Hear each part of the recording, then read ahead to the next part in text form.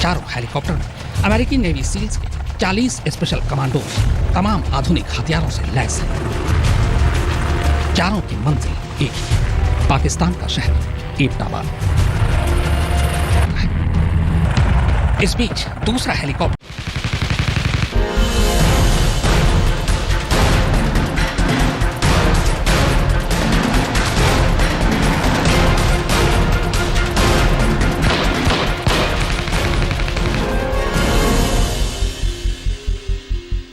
नमस्कार, मैं हूं संजीव चौहान और आप देख रहे हैं वारदात। अगर कोई आपसे कहे कि दुनिया के सबसे बड़े आतंकी ओसामा बिन लादेन को किसने मारा, तो आप बिना एक भी सेकंड गंवाए जवाब देंगे कि अमेरिकी कमांडोज ने। लेकिन अगर आपसे यह पूछा जाए कि किस कमांडो की गोली से ओसामा मरा, तो शायद आप उसका जवाब ना दे पाए। बस इसी बात को लेकर इस वक्त अमेरिका के भीतर जुबानी जंग छिड़ी हुई है, और वो भी अमेरिकी फौज के उन दो अफसरों के बीच जो इस मिशन का हिस्सा थे।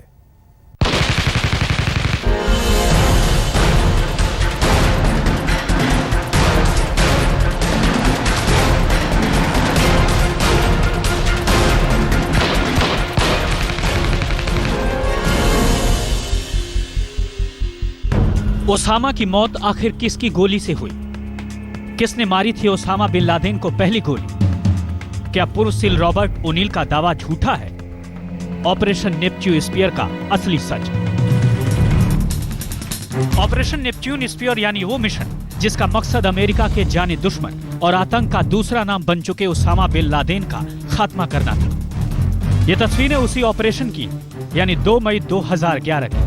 बेशक ये तस्वीरें 3.5 साल पुरानी, लेकिन एक बार फिर इन्हीं तस्वीरों को लेकर दुनिया भर की आंखों के सामने अंधेरा छाने लगा है। अंधेरा इस बात को लेकर कि आखिर उस रात किस अमेरिकी कमांडो की बंदूक से निकली गोली ने ओसामा बिन लादेन का खात्मा किया था,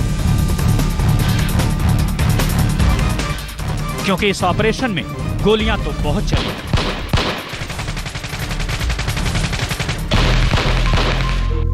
पूर्व नेवी सील रॉबर्ट ओनील ने ओसामा को सबसे पहले गोली मारने का दावा किया था, या यूं कहें कि रॉबर्ट ओनील ने दावा किया था कि उसकी बंदूक से निकली 3 गोलियों ने दुनिया के सबसे बड़े आतंक का खात्मा किया था। और रॉबर्ट नील का यह दावा पूर्व मरीन और मैस बेसोनेट के दावे से मेल नहीं खाता। बेसोनेट ने उस ऑपरेशन को और उस रात के किस्से पर एक किताब भी लिखी थी, और यह किताब 2012 से बाजार में बिक रही है। अब इस खुलासे के बाद यह सवाल हर किसी को परेशान कर रहा है कि आखिर ओसामा को गोली किसने मारी? वो किस अमेरिकी कमांडो की बंदूक से निकली गोली थी जिसने ओसामा बिन लादेन का खात्मा किया? अमेरिकी अखबार वॉशिंगटन पोस्ट से बात करते हुए नेवी सील्स के पूर्व सैनिक 38 साल के रॉबर्ट ओनील ने दावा किया है कि ओसामा की मौत उनकी चलाई गोली से हुई थी, जबकि मैट बेसोनेट की किताब नो इजी डे में लादेन की मौत के बारे में कुछ अलग ही बातें लिखी थी।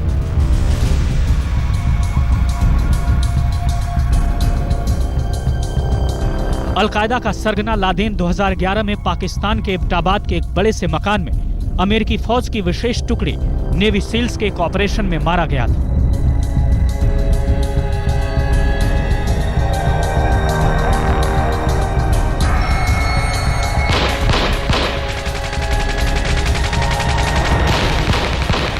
यह दावा तो दोनों का सही है। ओसामा को सिर में गोली मारी गई। ओनील ने वॉशिंगटन पोस्ट को बताया कि कमांडो का एक दल एबटाबाद के कंपाउंड में पहुंचा था और ओसामा बिन लादेन उस बिल्डिंग की 3री मंजिल पर था। कमांडोज की एक टुकड़ी जैसे ही वहां पहुंची तो उन्होंने लादेन को एक दरवाजे से बाहर झांकते हुए देखा। 2012 में सेना छोड़ चुके नील के मुताबिक उनके साथी कमांडो ने पहले गोली चलाई, लेकिन निशाना सही नहीं लगा। ओनील के दावे के मुताबिक तब बिना एक सेकंड गंवाए वो कमरे में दाखिल हुए और उन्होंने अलकायदा प्रमुख के सिर में गोली मार दी। जबकि किताब में कुछ और ही है। नो इजी डे में मैट ने दावा किया है कि ओसामा बिन लादेन को सबसे आगे वाले कमांडो ने गोली मारी थी। हालांकि बेसोनेट ने एक चैनल को दिए इंटरव्यू में ओनील के दावे पर सीधे तौर पर कुछ भी नहीं कहा। उन्होंने केवल इतना कहा, 2 अलग अलग लोग 2 अलग अलग कारणों से कहानी सुना रहे हैं। वो जो भी कह रहे हैं मैं उसके बारे में कुछ नहीं कहूंगा। इन 2 दावों की वजह से बड़ी अजीबोगरीब हालात पैदा हो रहे हैं। हर कोई यही तय नहीं कर पा रहा कि आखिर दोनों में किसे सच माना जाए। हालांकि इस बीच अमेरिका के प्रशासन ने चुप्पी साध रखी है और इस चुप्पी में कई रहस्य भी। आज तक ब्यूरो। 2 मई 2011 को दुनिया के most wanted terrorist Osama bin Laden का खात्मा हुआ था और इसके साथ ही 10 साल बाद अमेरिका ने 9/11 का बदला लिया था। अब तक के सबसे बड़े और सबसे खतरनाक ऑपरेशन में अमेरिका ने पाकिस्तान में घुसकर ओसामा को मारा था। सिर्फ 38 मिनट के ऑपरेशन में ओसामा बिन लादेन खत्म हो गया। लेकिन आपको यह जानकर ताजुब होगा, हैरान रह जाएंगे आप कि इस 38 मिनट की तैयारी 9 साल से चल रही थी। All units, Irene. I say again, Irene.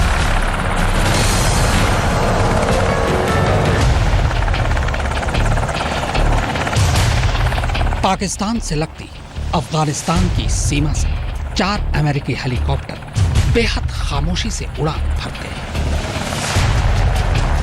चारों हेलीकॉप्टर में अमेरिकी नेवी सील्स के 40 स्पेशल कमांडोज तमाम आधुनिक हथियारों से लैस हैं।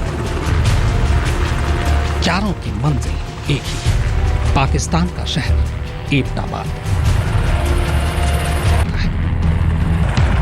इस बीच दूसरा हेलीकॉप्टर हवेली के ठीक ऊपर आकर आसमान में ठहर जाता है।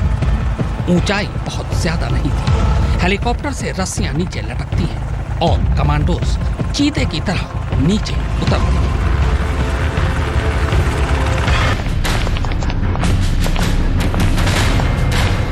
कमांडो सबसे पहले ग्राउंड फ्लोर में घुसते हैं,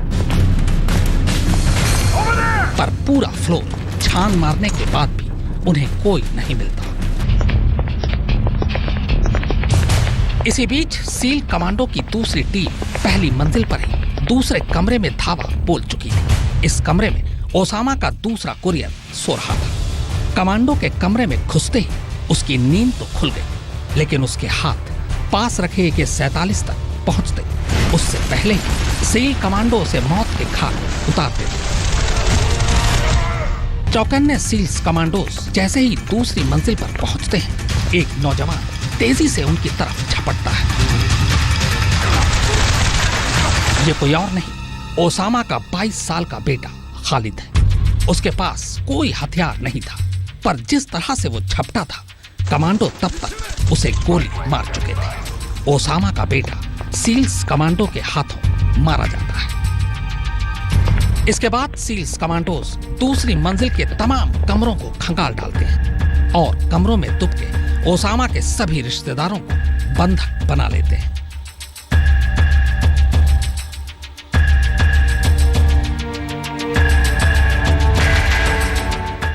यूएस नेवी सील कमांडोज की टीम एबटाबाद में ओसामा की कोठी की छत और 2 फ्लोर पर अपना कब्जा जमा चुकी थी। लेकिन अभी उनके सामने एक सवाल यह था कि जिस छलावे को वो ढूंढने आए थे, क्या इस बार वो उनके हाथ आएगा या फिर हमेशा की तरह इस बार भी उनके हाथ नाकामी लगेगी। सेल्स कमांडोज की एक टीम पहले ही तीसरी मंजिल की छत पर कब्जा कर चुकी थी, यानी उसने ऊपर से तीसरी मंजिल को घेर रखा था। अब दूसरी टीम दबे पांव सीढ़ी के रास्ते तीसरी मंजिल की तरफ बढ़ती है। कमांडो ऊपर की तरफ जा ही रहे थे कि तभी एक बूढ़ा शख्स उसी सीढ़ी की तरफ आता दिखाई देता है। सील्स कमांडो फौरन उस पर फायर कर देता है, लेकिन गोली उसे नहीं लगती और वो उल्टे पांव कमरे की तरफ भागता है। इसके बाद जैसे ही वो दूसरे कमरे में घुसते हैं, तभी अचानक पर्दे में एक औरत उनके सामने दीवार बनकर खड़ी हो जाती है। जोखिम लेना खतरनाक था, लिहाजा सील्स कमांडो औरत के पैर में गोली मार देते हैं। गोली लगते ही वो नीचे गिर पड़ती है और उसके नीचे गिरते ही ठीक उसके पीछे खड़ा वो शख्स पहली बार नजर आता है, जिसे अमेरिका पिछले 10 सालों से ढूंढ रहा है।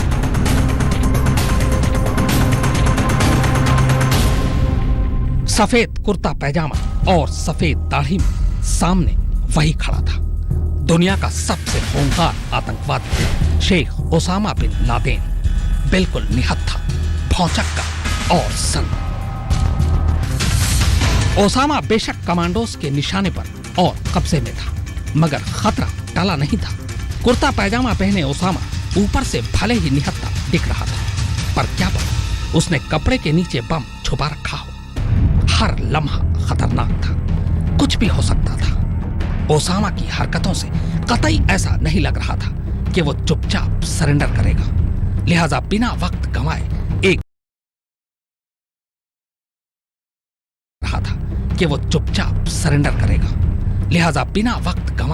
एक कमांडो ओसामा को निशाने पर लेकर चीख पड़ा, डोंट मूव, डोंट मूव।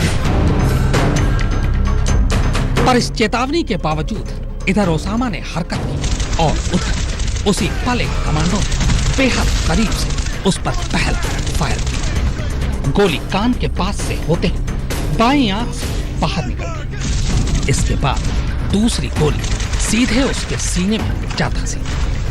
बस कुछ सेकंड के अंदर ही दुनिया का सबसे खूंखार आतंकवादी दम तोड़ चुका था। ओसामा मर चुका था। जिस रॉबर्ट ओनील का दावा है कि उसकी बंदूक से निकली गोली ने दुनिया के सबसे बड़े आतंक का खात्मा किया, उसका दावा कितना सच है और कितना झूठ, अब तो बहस इस पर हो रही है। लेकिन यहां एक और सवाल है कि आखिर जिस बात को दुनिया का सबसे ताकतवर मुल्क अपनी पूरी ताकत लगाकर राज बनाए रखना चाहता था, उसकी फौज का एक रिटायर्ड अफसर उस खुफिया बात को सारी दुनिया को बताना क्यों चाहता है? यह फौजी अफसर कौन है? आखिर क्या है इसका अतीत?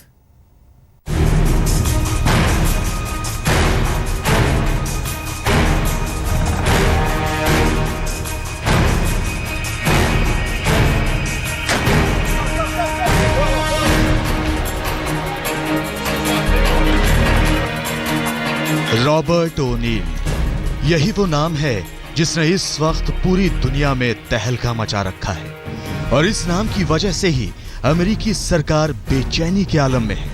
सभी इसी बात को लेकर परेशान हैं कि रॉबर्ट ओनील जब दुनिया से रूबरू होंगे तो आखिर वो कौन सा सच सामने रख देंगे। क्या वो एबटाबाद की उस रात का पूरा सच दुनिया को बता देंगे, जिस रात अमेरिकी मरीन ने दुनिया का सबसे बड़ा और कामयाब ऑपरेशन पूरा किया था?